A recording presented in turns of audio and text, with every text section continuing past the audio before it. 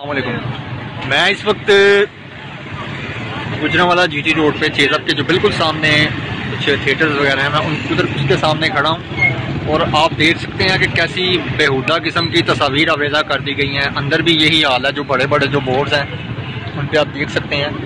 तो ये क्या हो रहा है? मैं तवज्जो दिलाना चाहता हूँ हमारे मोहतरम फुरकान अजीज़ भट्ट साहिब माशाल्लाह बहुत अच्छा काम करते हैं गुजरांवाला में। जहाँ भी कभी कोई ऐसी बात आए, कुछ ऐसा कोई काम होने जा रहा हो तो आवाज़ उठाते हैं।